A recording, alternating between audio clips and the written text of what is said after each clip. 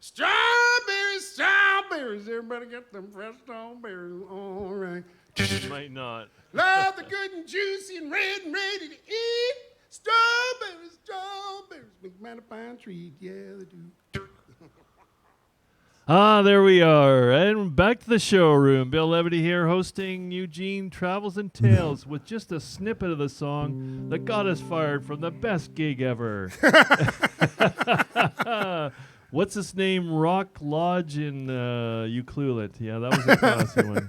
We like to tell that story. Bill Levity chauffeuring Eugene, the Canadian icon, in a Geo Metro, which is too tiny of a car for a big celebrity, really, but it was the only car I had. And we get into the parking lot. What happened, Gene? I think the battery was dead. It was a Porsche convention when they had an old Porsche in the lobby, and your car stalled. Right, it stalled. Very classy.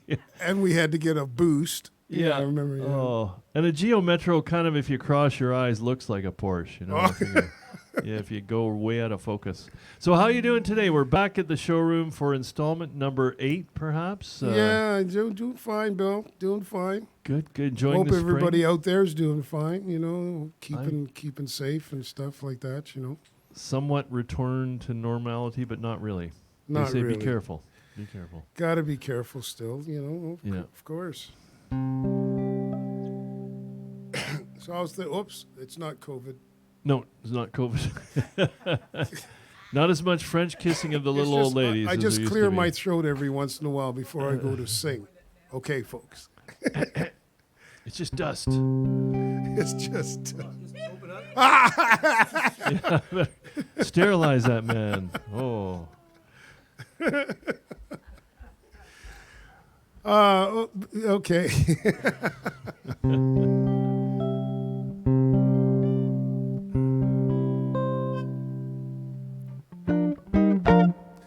So I'll start off with a song like I've been asked to do by thousands of people.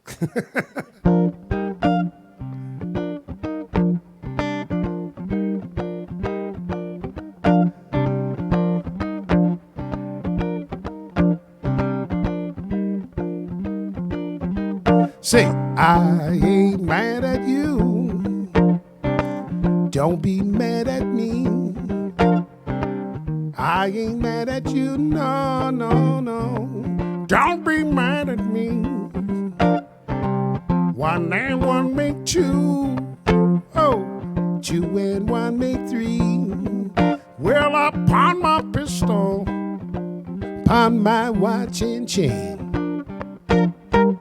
Well, upon my pistol, upon my watch and chain. Well, upon my girl I can write her name. No, say I ain't mad at you. Don't be mad at me. I ain't mad at you, no. Don't be mad at me. Oh, now, one and one make two. Two and one make three.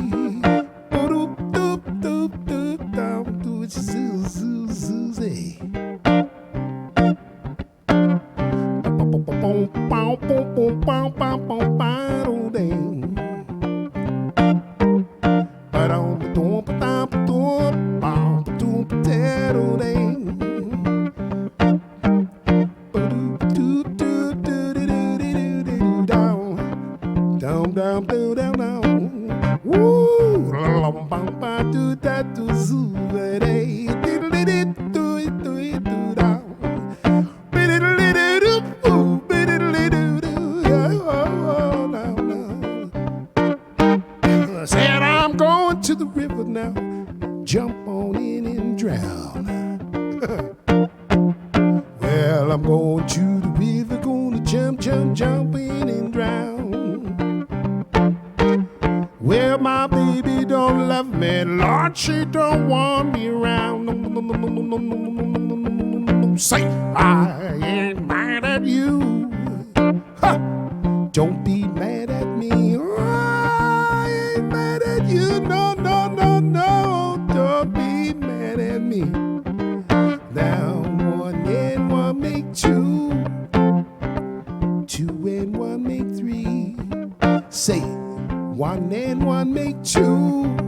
I do. 2 and 1 make 3. Well, I ain't mad at you. Don't be mad at me. Say I ain't mad at you. Don't be mad at me. Don't be mad. Don't be mad. Don't be mad. Don't be mad. Don't be mad at me. 'Cause I ain't mad at you. Oh no. Oh no, I ain't mad at you. Well, 1 and 1 make 2. 2 and 1 make 3. Oh yeah. Come on. I'm mad at you. Ho! Whoa! There he you is. go. Hey, all right. You got Carol on board out here and Victoria saying hello. And hello to Carol. Victoria found out how to do it. She's got it now. Once She's got it now. Away on the comments, she's gone. Yeah. I'd like to, I just received some mail from Collingwood. John had it around here, he said, for 4 weeks. He just gave it to me. 4 weeks. I know, and this comes from a Catherine Tickle in Collingwood, Ontario. And it's a picture of the warm-up band when it first started. And there's John Judge and Hector McLean, Teddy Grimes, Steve Kreptak, and myself, Eugene Smith. And that's a picture. She sent that and wished me well and said that they're loving the shows in Collingwood. What do you want to do, Billy? If I hold it up near the other camera. Oh, yes, yes. Hold it up near the other camera, yes. And thank you. Why, this can't, what, I'm not getting close-ups here? Lower it a bit. A little bit lower, Bill? A little bit lower? A little bit lower. Get a light on it. Tilt it back. There. So that's the warm-up band when it first started. The guys came into the club at the Tremont Hotel, and then we're all one at a time until the band was formed, actually. Who's that handsome guy in the poncho? That's Cochise. Cochise Smith. Anyways, thank you very much, Catherine, and everybody in Collingwood that happens to be watching. And I guess I should get into a story now. This is a story. I think maybe I might have told this story to maybe 1 or 2 people in my life. I know once I've told this story. I haven't told it very often. But it's a story that happens, I guess after Ronnie Hawkins. And I tried to form a band and travel around. And that didn't work out too well for a while. And then I had a chance to go up with Ronnie's band. This happened with Ronnie's band and after. We went up to Rouyn-Noranda, and that's on the border of Ontario and Quebec, and it's a mining town. And they call it the Twin Cities, Rouyn-Noranda. So anyways, what is it? The Noranda mines are up there and everything. So anyways, we went up there and played, and then Bill Avis, who was the manager, he had worked with Ronnie, but for a while as a roadman, but he ended up being the manager of this club, the radio club up in Rouen. And we played up there, the Hawks did, Jackie Gabriel was in the band, and we all went up there and played. And so the idea was I left Ronnie after that. And so I got a hold of Bill Avis, and he says, well, why don't you come up? Because I was trying to put a band together. He says, why don't you come up and stay at the hotel, and there's different bands that come in, and you can come downstairs and sing songs with different bands that come in for a while. And this was like during the winter. Every gig I played there was in the wintertime with tons of snow. Anyways, I said, sure. So I went up to Rouen, and I stayed in the hotel room there, and I was trying to write songs, but basically I would come down on the weekends or whenever I came down to play with the bands that were there as a guest. And then the idea was for me to go back to Toronto and put a band together, and then come back up to Rouen with the band and play some music for however long. So that's what I did. I stayed up there and I played with different bands. And then it was time for me to leave and form the band down in Toronto, which I did. I went back to Toronto and got a band together, and we drove back up to Rouen to play. And on the way there, I didn't know, but our driver, he had brought some marijuana with him. And some of it was for the band, but most of it was for him to sell back in Toronto. And why he brought it in the truck, it was kind of silly. But anyways, he ended up getting busted on the way back to Toronto, and he went to jail for 8 months or 9 months or whatever it was. And so anyways, we're up there playing away, and what happened was, I got to my room. When I got back to my room, there were clothes in my room that I had never seen before. They didn't belong to me. And there was even a cuffling box with some cufflinks in there in the room that didn't belong to me. And anyways, I didn't say much of it at the time. But what happened was, some strippers were working in a club down the street, and they came up to where we were, and they wanted to get rooms. Now, the rounders in the club were offering them all kinds of dope. They were saying, come on, get high with us and all that. And they were really harassing them. So they went to the police and called the police, and the police came, and everything was settled, except for the next morning, we got raided by the RCMP again. I got raided by the RCMP, just me, actually. And they said that the girls they left the hotel. The police took them away and put them someplace else. And they told the girls told the police officers that the guys in the band were trying to get them high on acid and drugs and everything else, and which we were not. We had nothing to do with it at all.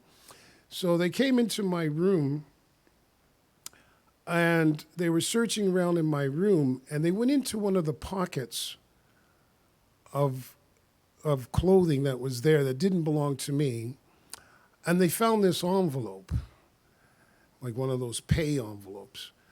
And they did, and I always remember the RCMP officer, he tilted it. He says, "Oh, what do we have in here?" And he tilted it up upside down, and out came this tiny little bit of powder. And so I went, oh my God, no, please. But what he did was, he took a match and he burnt it up so he could smell it. And I said, fantastic. Burn up the evidence. I love it. So I felt really good about that. And so one of the things that happened also was that they decided that they were going to arrest me for marijuana, but they couldn't at the time. They said, don't leave town because we have to have this tested, the envelope and everything. So a day or two later, two police officers come back to my room, and I'm still there. I'm not going anywhere. And there's a knock on the door, and they're standing there, and it's like, okay, well, Mr. Smith, we are under arrest for the possession of marijuana. I said, well, that envelope didn't even belong to me, which it didn't. It didn't belong to me at all. I didn't even know it was there because I didn't go through the pockets when I saw the other clothing there. Anyways, he says to me, it takes 4 milligrams to come up in the test to show. And he says, there were 5. And I went, really? There were 4. It takes 4 to show up, and there were 5. So I was arrested, and I was taken down to the jailhouse in Rouen.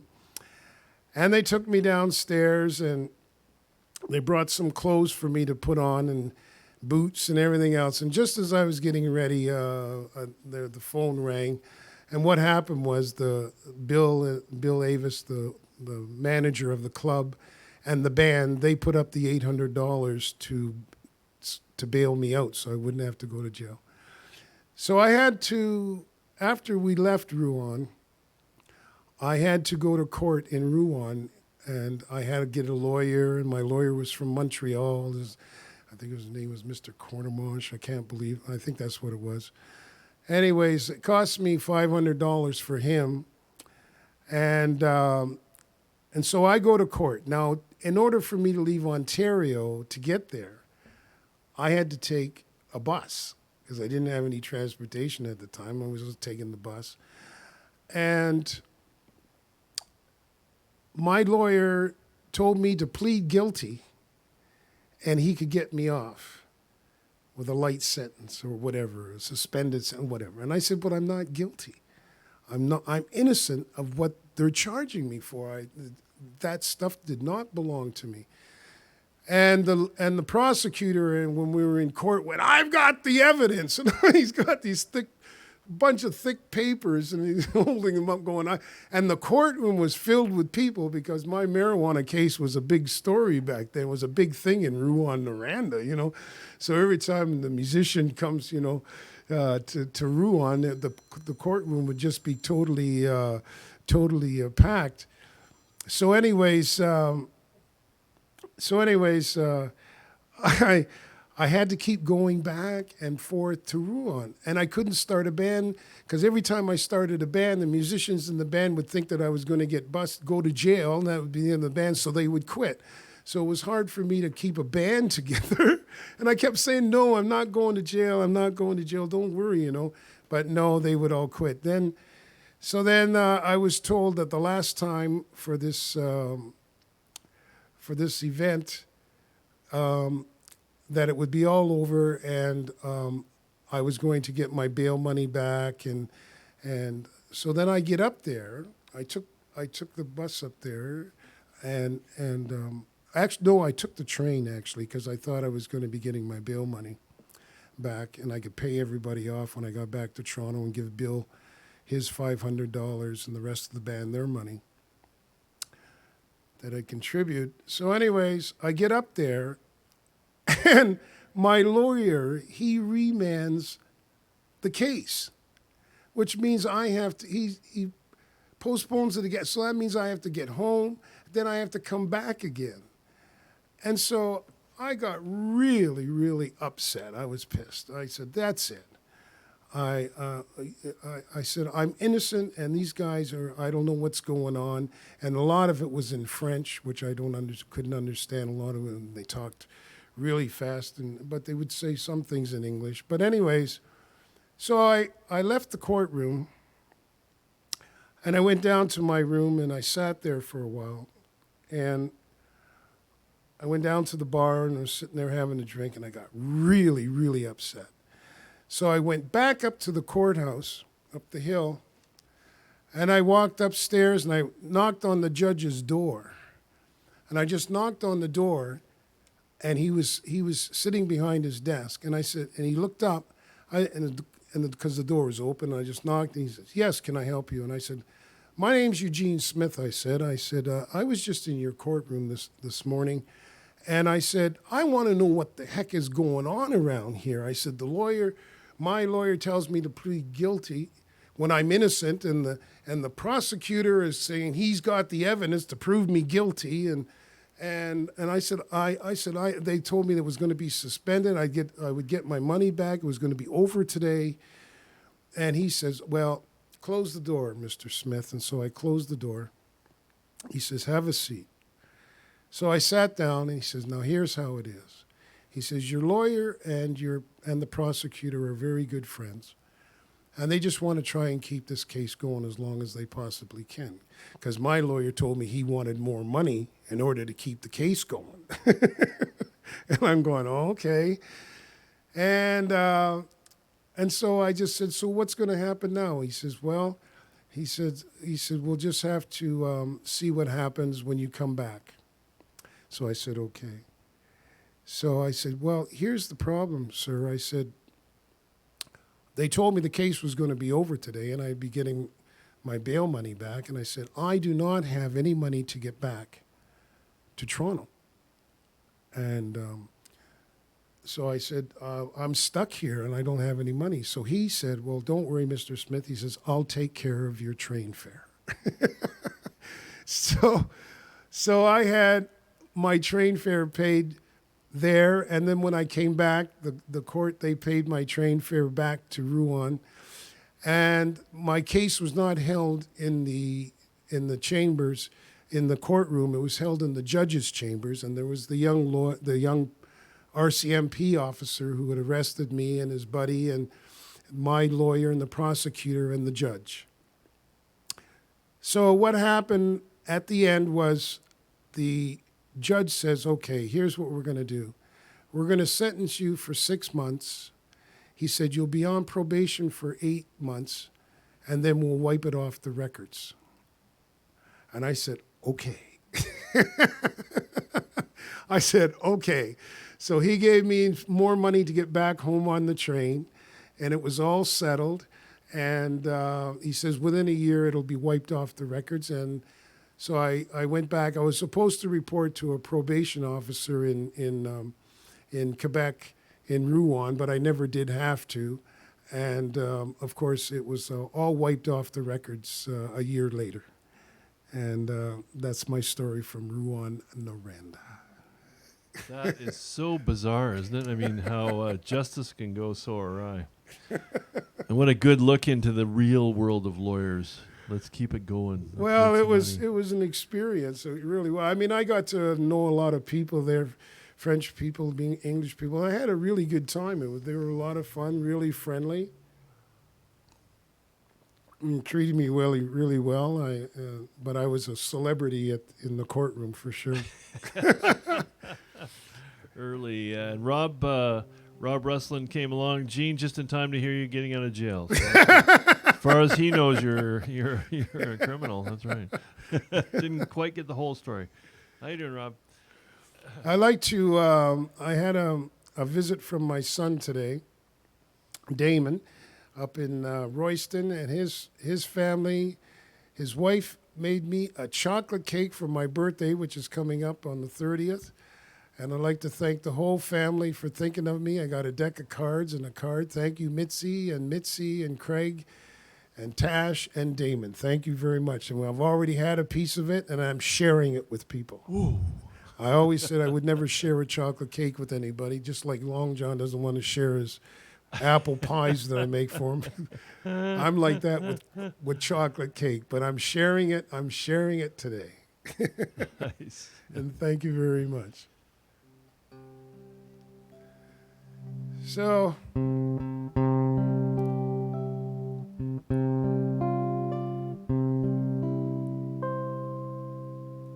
I was trying to think of another story I could tell. That was a road story that happened with the band and everything, and a lot of people came in and out of my life on the road really quick, and some stuck around and others disappeared. But one of the most fun times I ever had on the road was when I went down to Louisiana to visit a friend of mine, guitar player, blues guy named Kenny Neal. And he used to play with Downchild Blues Band for a while. Anyways, Kenny invited me down to Louisiana, Baton Rouge. And I flew down there, and did I tell this story already? Because sometimes I think I have. You never know, you know. But anyways, I remember being in the plane flying down from Kansas City to Baton Rouge, and we got into a storm, and I was sitting by the wing, and the wings were flapping. And the plane was going like this, and I was just sitting there, you know, just wondering if we were going to make it or not. Anyways, I got down to Baton Rouge, and one of the things that they like to eat is mud bugs. I told this story, didn't I not? Oh, I think so. I told the story about the mud bugs. Marcia hasn't heard it. You gotta watch those episodes you missed, Marcia. Hey, listen, I got to start watching them. There you go. God forbid we get you a computer. Yeah. Well, I think I told the story, but anyways, Carry on. I believe I did, where Kenny would introduce me and everything, and then anyways, they were eating crawfish, and the lady at the end of the bar was eating crawfish, and he told he won't suck out the heads. He won't suck out the heads, and she's sitting at the bar sucking out the heads. She goes, yeah, he won't suck out the heads. The heads is the best part. I always thought that was so funny. But I think I told that story, and I've probably done some songs over again, too. That's all right. It's a good image. Yeah. So anyways, that story I told was a true story. And Baton Rouge is upriver from New Orleans, Gene? it's, yeah, it is, actually. Right. Yeah, a little yeah. further inland. Yeah. Still similar culture, though, in music. Oh, yeah. Yeah. Love the Acadians, blues. You know, the Acadians and all that. Yeah, just Cajun music. Cajun. Yeah.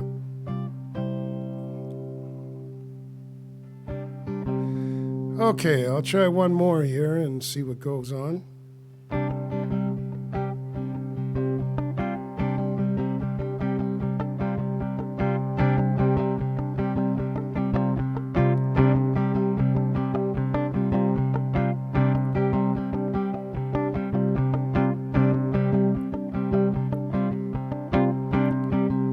Don't you think it's time you stop what you do and take a look around?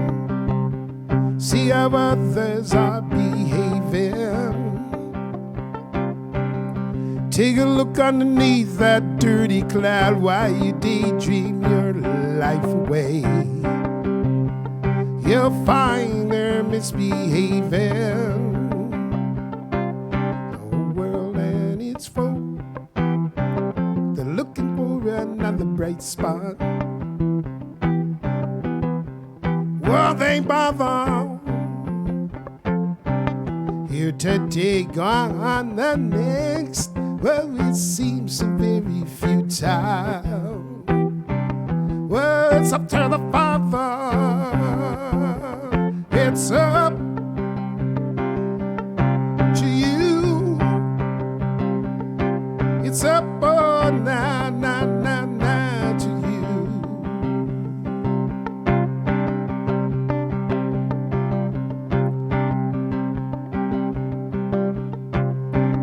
Sure feels bad when you're looking for a surprise in a Cracker Jack box. Well, can your life be that bad? Take a look around and hold your head up high. Take a look around. You'll find it'll make you so mad. The world and its folk are looking for another bright spot. Oh, now they bother. Here today, gone the next. Whoa, it seems so very futile. When it's up to the Father, it's up to you. It's up, oh, now to you.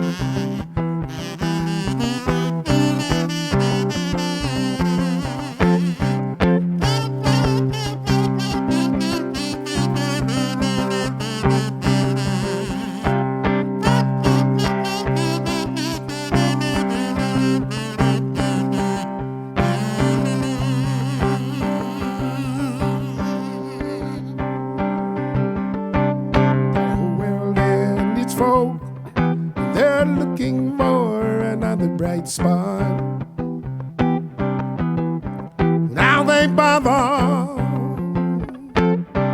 Here today, gone the next. Well, it seems so very futile. Oh, now when it's up to the Father, it's all to you. Lordy, Lordy, Lordy, yeah, right now. Lordy, Lordy, Lordy, yeah, right now. Top, all right.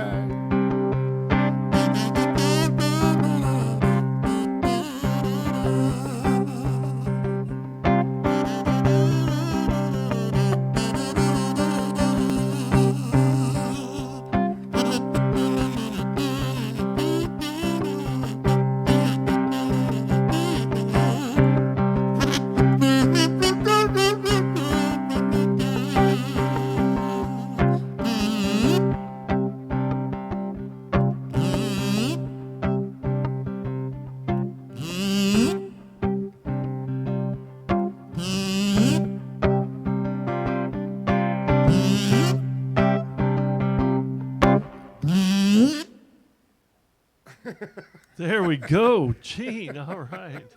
A little kazoo. Yeah, a little All kazoo. right. Thank you, folks, for tuning in tonight. And hopefully we'll see you next week. Bill Levity over there in the other room. Hey, and Bill and Pat and Pete. Pat. Thank Been you, thank you. Fun, entertaining, and thought-provoking ride, Eugene. Sending you the applause of countless smiles, they say. Thank you. Victoria had a comment on the story. She said, the moral to the story, of course, is never sleep in a room with a stranger's clothes. So, which, now, did you add to the story? Did you ever find out whose clothes they were? Did you say No, that? I never found out, never and I never did. wanted to. That's weird, eh? It was really strange. I have to admit it was not a lot of fun, because trying to start a band and you get going and then you have to go up to Rouen to a court case, and the guys in the band would quit because they thought I was going to jail, and stuff. It was hard on me at that time. But I mustered through it, and here I am today playing for you people and telling this story. Thank you, sir. And Thank you. Thanks again to Longevity John for having us. Sorry for yelling at you about the dessert. You should never get in between a man and his mission for dessert. Did he eat it already? No, he didn't have any. I guess I upset him. Oh, he's back there. He's hiding behind the counter eating the cake. Oh, forget it. I take back my apology then. Thanks, John, and to Ted on the board, and to Marcia, our audience. We got to say that again. We missed it last week. And to you, Eugene, for wonderful stories. Thank you. Also, don't forget, Billy, you should tell them what's going on in about a couple hours. I have no idea. Oh, we're back here for the Love of Words, which is always awkward when you have 2 4s in a row. And this is our monthly spoken word evening. I've been doing it for about 12 years with John. Or we always discuss which year we're in, but it's 12 and a bit, 12 and a half, I think. And that's once a month. Authors and people who love words get together and read. So we've been doing it as a Zoom meeting, which the doctor bumps up to YouTube. Very exciting. We still get together. And John, that was John's idea, actually, many years ago at the Duncan Garage, to get the poets out reading and writers, sharing their work. It's been a wonderful journey. I came in one time and You recited did, you a read. poem. It was at the Alaskan Sam. Alaskan Sam. A classic. Welcome anytime, my friend. Okay. Thanks again. We'll see you Thank tonight you. at 7:30 for The Love of Words. Good night to all. See you all next week as well for Eugene's Tales and Travels. Good work, Gene. Good night now. Here we go. Cue. Whoops. That was a premature cue. Oh, no worries. All right, there we go.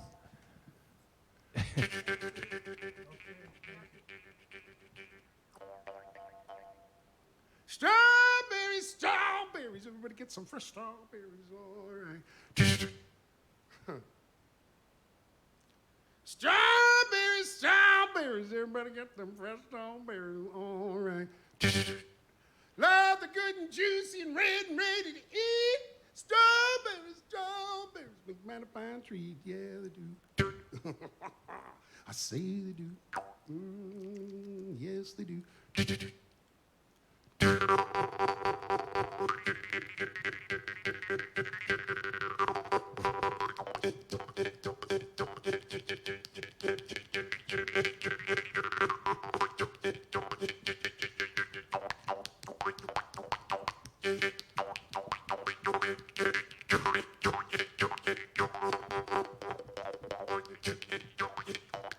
Hey, do you love your strawberries?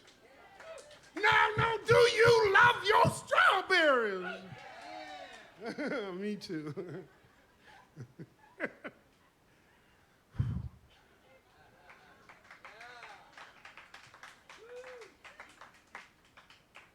I put them on my ice cream.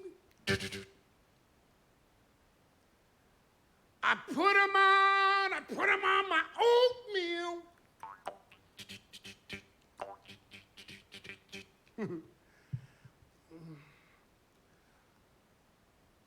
I put them on my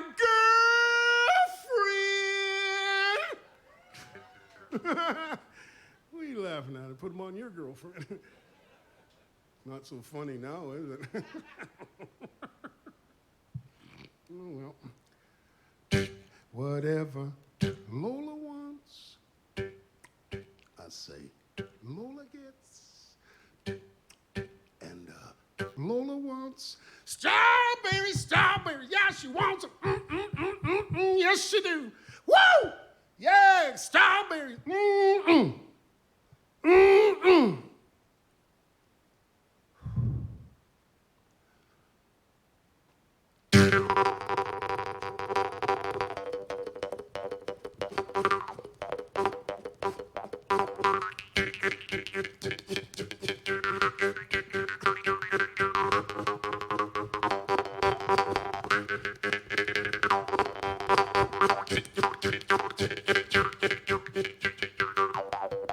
I got a gal way down south that lies a Jean. She do like talking about little lies a Jean. Oh, little lies, oh, little lies a Jean. Oh, little lies, oh, little laugh at my pain.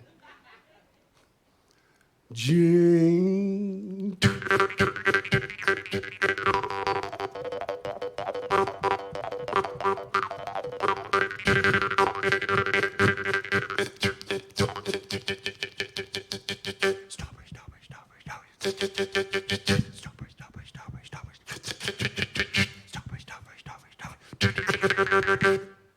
There you go.